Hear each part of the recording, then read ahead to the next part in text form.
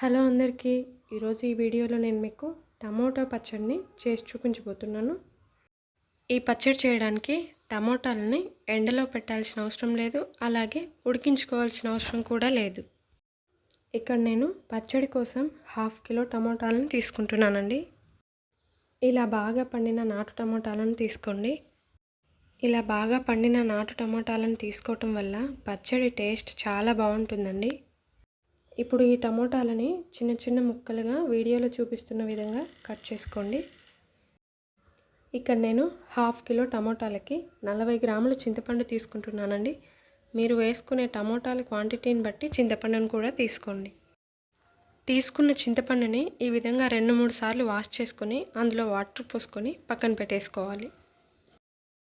వీడియోలో చూపిస్తున్న విధంగా టమోటాలని ఈ విధంగా చిన్న చిన్న ముక్కలుగా కట్ చేసుకున్న తర్వాత ఇప్పుడు ఒక మిక్సీ జార్లోకి తీసుకుని టమోటా ముక్కల్ని అందులో వేసుకోవాలి. ఇక్కడ నేను 1/2 కిలో టమోటాలకి 2.5 టేబుల్ స్పూన్ల కారం తీసుకుంటున్నానండి. మీరు మీ రుచికి తగ్గట్టుగా తీసుకోండి. అలాగే నేను ఇక్కడ రాక్ సాల్ట్ తీసుకుంటున్నానండి. మీరు కావాలంటే మామూలు సాల్ట్ అయినా యూజ్ చేసుకోవచ్చు. వీడియోలో నేను పసుపు వేసుకోవడం స్కిప్ చేశానండి. 1 టీ స్పూన్ పసుపు కూడా వేసుకోవాలి. ఇందులోనే 10 నుంచి 15 పొట్టు తీయకుండా వెల్లుల్లి రెబ్బల్ని కూడా వేసుకొని వీడియోలో చూపిస్తున్న విధంగా కచ్చాపచ్చాగా గ్రైండ్ చేసి తీసుకోవాలి. ఇప్పుడు మనం ముందుగా నానబెట్టుకున్న చింతపండును కూడా అందులో వేసుకోవాలి. చింతపండుని ఇలా ఈ విధంగా నానబెట్టి వేసుకోవటం వల్ల మిక్సీ బ్లేడ్లు పాడవకుండా ఉంటాయి. చింతపండు వేసిన తర్వాత మళ్ళీ ఒకసారి మిక్సీ పట్టుకొని పక్కన పెట్టేసుకోవాలి.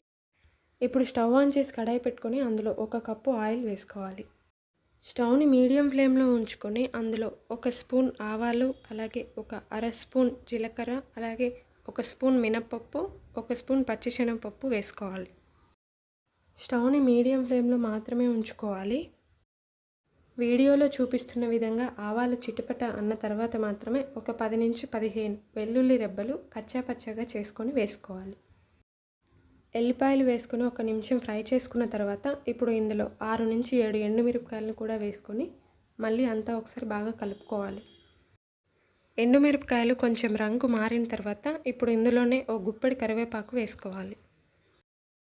కరివేపాకు ఫ్రై అయిన తర్వాత ఇప్పుడు ఇందులో కొంచెం ఇంగు కూడా యాడ్ చేసుకోండి. స్మెల్ కానీ టేస్ట్ కానీ చాలా బాగుంటుంది. వీడియోలో చూపిస్తున్న విధంగా పోపు మొత్తం ఈ విధంగా రెడీ అయిన తర్వాత ఇప్పుడు ఇందులో మనం మిక్సీ పట్టి పక్కన పెట్టుకున్న టమోటా మిశ్రమాన్ని వేసుకోవాలి. వేసుకున్న తర్వాత అంతా కూడా బాగా కలుపుకోవాలి.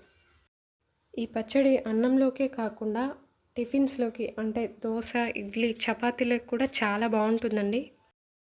స్టవ్ని లో టు మీడియం ఫ్లేమ్లో ఉంచుకొని ఈ మిశ్రమాన్ని ఒక 10 నుంచి 15 నిమిషాలు బాగా ఉడికించుకోవాలండి. మనకి ఈ పచ్చడి చూపించినట్లు చక్కగా రెడీ చేసి పెట్టుకున్నట్లయితే 15 నుంచి 20 రోజులు నిల్వ ఉంటుందండి. అదే ఫ్రిడ్జ్లో కూడా పెట్టినట్లయితే 25 రోజుల నుంచి నెల వరకు స్టోర్ ఉంటుందండి. వీడియోలో చూపిస్తున్న విధంగా పచ్చడి ఈ విధంగా గుజ్జుగా దగ్గర పడుతున్నప్పుడు ఇప్పుడు ఇందులో మనం ముందుగానే చేసి పెట్టుకున్న మెంతి పొడిని, అలాగే ఆవు పొడిని ఇక్కడ నేను స్పూన్ చొప్పున తీసుకుంటున్నానండి. మీరు చేసుకునే పచ్చడి క్వాంటిటీని బట్టి మెంతి పొడిని, ఆవు పొడిని తీసుకోండి. మెంతి పొడి, ఆవు పొడి వేసుకున్న తర్వాత స్టవ్ని లో ఫ్లేమ్లో ఉంచుకొని ఇంకో 2 నిమిషాలు బాగా ఉడికించుకోవాలి. అంతేనండి, మనకి ఎంతో టేస్టీగా ఉండే టమోటా పచ్చడి రెడీ అయిపోయింది.